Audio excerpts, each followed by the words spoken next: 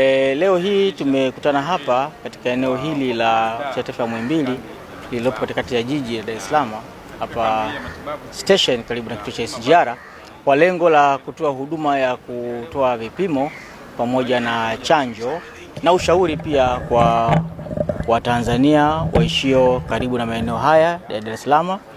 Huduma hii ya vipimo pamoja na chanjo itapatikana bila ya malipo, na tumeamua kufanya maeneo haya ya Dar es Salaam katikati ya jiji ili kuwalenga watu mbalimbali ambao hawana nafasi ya kupata huduma hizi kwa mujibu wa ratiba zao za kikazi.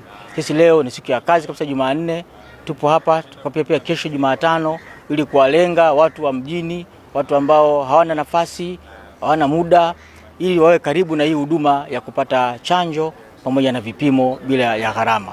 Na ukubwa wa tatizo hili la virusi vya homa ya ini, labda niseme kwa taasisi yetu ya Muhimbili tuna wagonjwa takriban 1500 ambao wanahudhuria kliniki yetu ya Muhimbili kwa karibu miaka mitatu sasa, na idadi imekuwa ikiongezeka. Na tatizo hili kwa sababu ya idadi kuongezeka kutokana na ugunduzi pia kuwa mkubwa, tumeona kuna haja ya kuwafanya Watanzania wengine wapate fursa ya kujua hali zao ambao hawajui hali zao za kiafya zikoje. Takriban watu milioni zaidi ya 500 wanaishi na virusi vya homa ya ini hapa dunia nzima. Lakini kwa watu waliofariki kwa takwimu za mwaka 2024, watu milioni 1.3 wamefariki kwa sababu ya matatizo ya homa ya ini ya virusi vya B na C. Katika nchi yetu hatuwezi kuwa na taarifa sahihi sana kwa sababu ya hali zetu za kukusanya data sio nzuri sana, lakini nimetaja ya Muhimbili kwa sababu ndiko ambako mimi nafanya kazi, lakini za kitanzania za nchi basi hizo labda wizarani wanaweza kutoa majibu mazuri zaidi. Na leo tumeweza kuungana pamoja na wataalamu kutoka Hospitali ya Taifa ya Muhimbili ili kuweza kuandaa kambi hii ya matibabu ambayo imefanyikia hapa IDC Clinic. Na sisi of course tumekuwa ni wadau wakubwa wenye mambo kwenye mambo haya, matukio makubwa ya kiafya, na hii ni kama kurudisha ni kama asante kwa jamii, watu wote watakaoshiriki hapa kuweza kujipatia huduma kama za kupima, watafanywa uchunguzi, lakini pia wale ambao watagundulika wana tatizo wataweza kupata matibabu.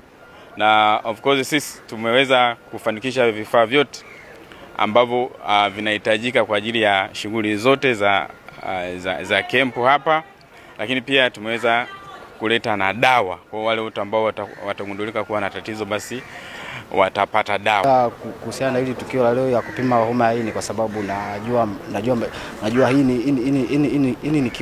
ni kitu ambacho muhimu sana katika mwili wa binadamu. Kwa hiyo lazima ufuatilie ufanyakazi zake kwamba ini lako je, lipo vizuri au na changamoto gani, uweze kujua kwamba unapambana vipi na changamoto hii ya homa ya ini. Kama vijana walio wengi hawazipi kipaumbele taarifa zilizo sahihi. Vijana walio wengi wanapenda taarifa ambazo hazina tija kwao au hazina kipaumbele kwao. Lakini pia kingine, mtaani hakuna awareness kubwa kuhusu ugonjwa wa homa ya ini.